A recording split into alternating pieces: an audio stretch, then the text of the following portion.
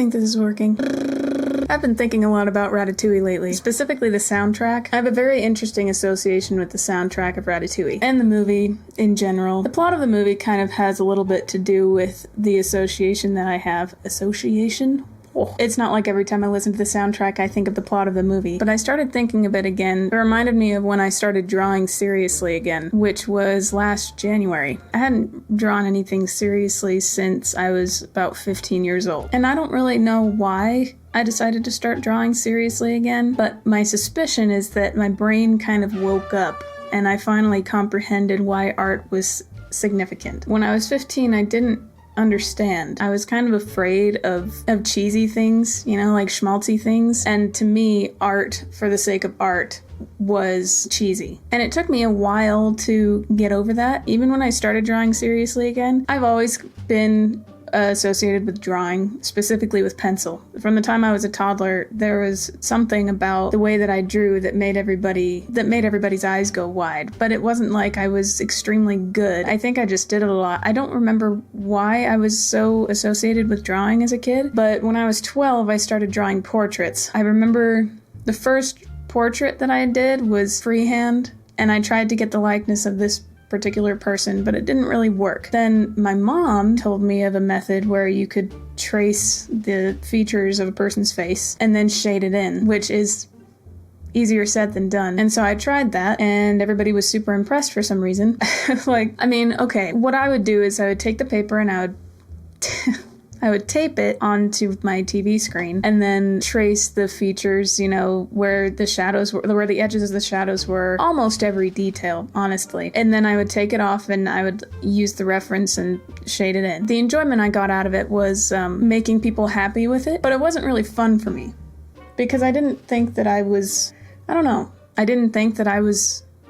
actually good. Like, if I couldn't capture a person's likeness without tracing a face, I'm a fraud, basically. And so I thought that I was a fraud.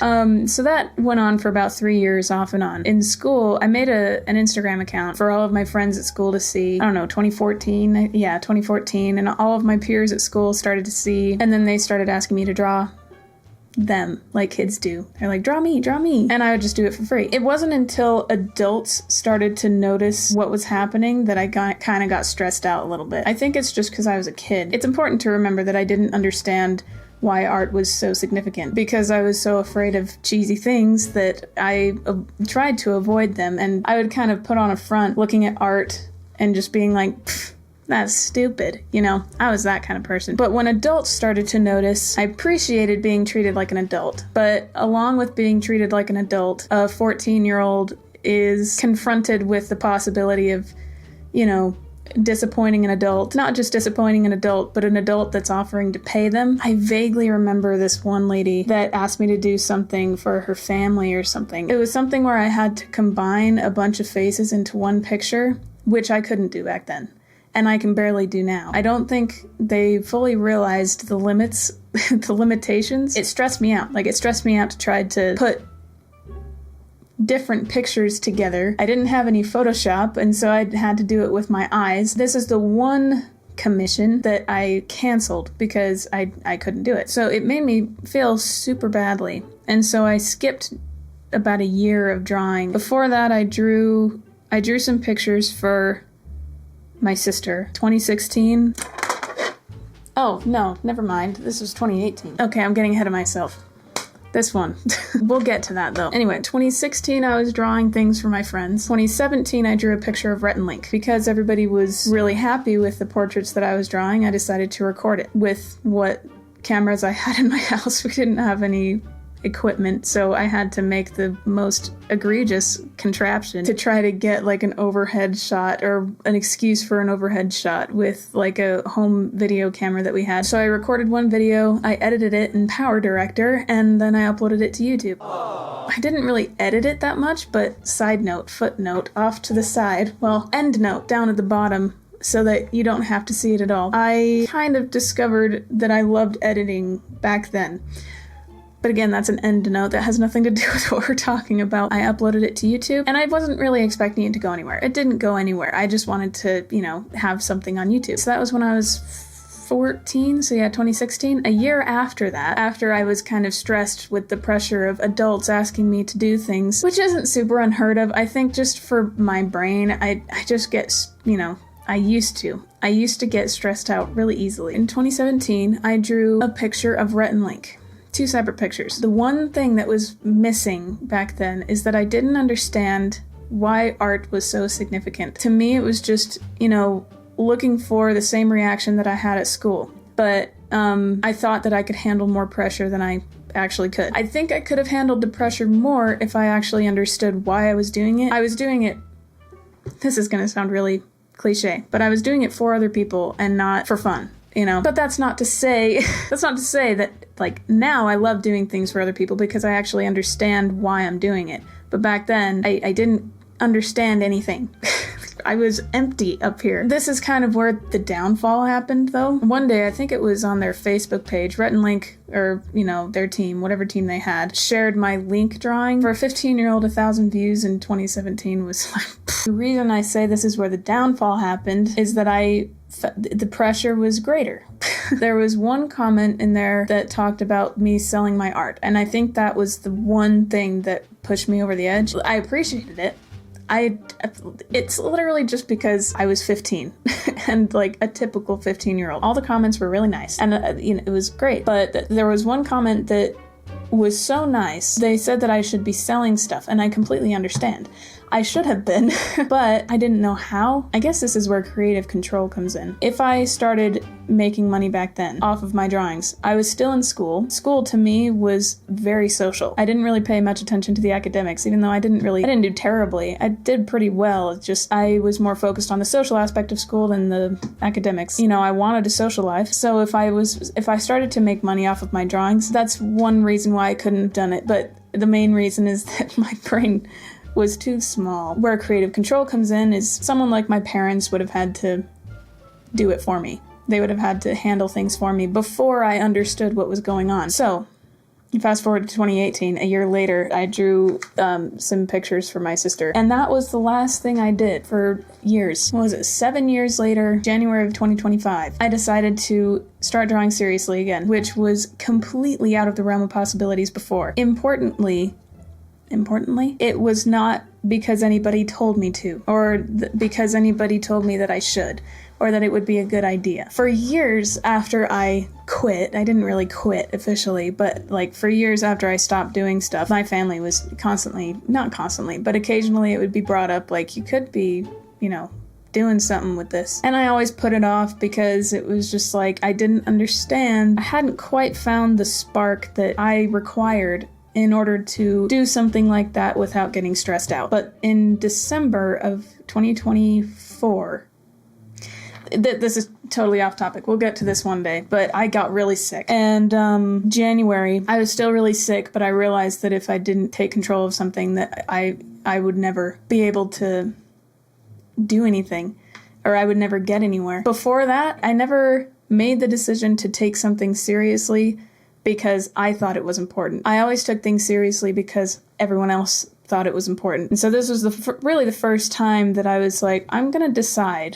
to take something seriously because I want to. So in January of 2025, I decided if there was actually something there, I'm gonna see what happens if I hone in, specifically with charcoal. And I started out slow. I spent several weeks just practicing with pencil, and this is where Ratatouille comes in. Once I started to practice with charcoal, I was terrified, first of all, because I didn't know how it worked at all. In fact, not that there's any one paper that you have to use with charcoal, but I started with some like pretty smooth paper that I think is meant for like charcoal pencil, or like compressed charcoal or something, when I was really looking for like the rough, textured surface. After that, I realized that the texture I was looking for was in the paper. I found some charcoal paper, and I discovered my undying love for charcoal. It was frustrating before that, but when I found that paper, I was like, okay, here we go. This is what I'm looking for. The reason I do that whole buildup is that, like I said in the beginning,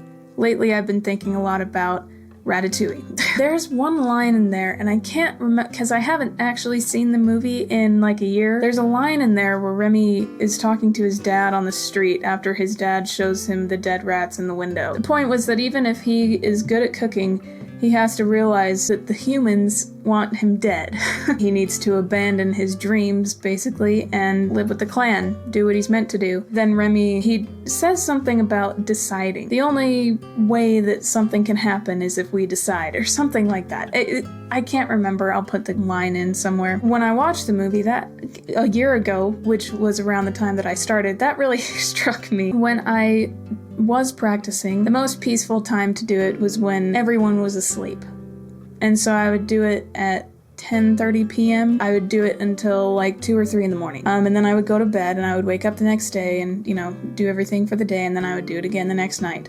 It wasn't very healthy. It was so peaceful. It was fun, but it was more than fun. It was like I found something that I could do on a consistent basis that wasn't to impress or, without seeking approval from anyone. There was something about when I was doing it, I started it in my laundry room that has no windows or anything, and set up my easel, this one, and turned off all the lights, and the only light source was the lamp above the easel. And then I would put on my headphones and I would listen to the Ratatouille soundtrack. And I don't know why that soundtrack specifically worked, but maybe it worked because there was some ambience to it, being set in Paris, and you can tell that it's in Paris. And Paris is very heavily associated with, like, art. I've always wanted to be able to draw stuff from life, like on the street. I've always wanted the confidence to just sit on a sidewalk in a city and just draw something. And so that kind of made me feel, even though it was in a dark, closed-off room, that,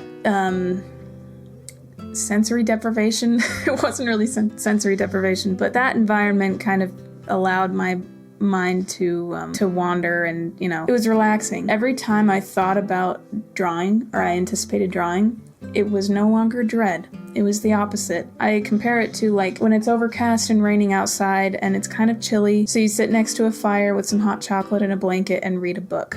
That kind of a feeling. It was just like, oh man, it wasn't that I was excited like bouncing off the walls, it was just like, this is my relaxing time. But I would just listen to the soundtrack on a loop. I have so many thoughts on musical association, which, maybe I'll do a part 2. My scary video? My sister really wants me to do a part 2 to that, and I will, because I have more thoughts on that. I bring up music because I don't exactly know if it was the music that made it relaxing or if it was the environment. So in thinking about the beginning days, how that made me feel, I've been wanting to recreate that as much as possible. Obviously, I'm not in the same room, and there's a window right there, so it's kind of hard to get it to be pitch black. There was something about deciding to take it seriously and knowing that it would take time, because I was trying to get better at drawing. I knew that it would take a lot of time, so I didn't stress out about the passage of time at all. I was just like, I'm gonna hone in, and I'm gonna make it better. And the stress just went away. The stress about it went away, and all the pressure went away. I did some of my favorite drawings in that time. There's one drawing that I did of a few kids playing in a river or a creek, and I did it while I listened to the Ratatouille soundtrack. I haven't drawn the picture yet. I did get the reference a few days ago. I think I kind of lost the plot a little bit, which is why I've been thinking about it so much lately, because I can still kind of get stressed about things. The passage of time especially. I hate time passing, and I don't really know why I hate time passing so much, but for some reason when I was drawing last year in the laundry room, I didn't care about the passage of time. And so I've been wanting to get back to that. And in thinking about that, before I drew the Elder, I recorded me setting up for drawing the Elder. I did it in a way, as closely as I possibly could, that would mimic the way it was when I drew stuff last January. So I tanked the exposure. In addition, it's been a while since I've drawn something real. I couldn't decide what to draw, but because I've been thinking so much about where I started, I just was like, you know what, I'm just gonna draw me. And it's pretty common for people to kind of lose touch with, why they started something in the first place, because other things crop up and, it kind of overshadows different things. And maybe it's just me. I don't know. I tend to listen to music on a loop to an insane degree. I would not subject anybody to the kind of loops that I subject myself to, but it helps me concentrate to listen to one song on repeat. You want to know a fun fact? I'll save the bulk of this subject for another video, but a fun fact is that when I was drawing the landscape one, part 3, Valheim part 3, when I drew that, the entire time I listened to one song, and it was First Burn. I've never seen Hamilton, I know nothing about Hamilton, but that one song, I don't know why, it was that one song on repeat, and it helped me focus. It wasn't just, for fun, it actually helped me focus, and I don't know what that is. Like, I know it's not normal. I don't know. Anyway, okay, I'm getting way off topic. But yeah, I'll save that for a part 2. This video was mostly just beginning days. I'll talk about musical associations later. So, yeah, there you go. See ya.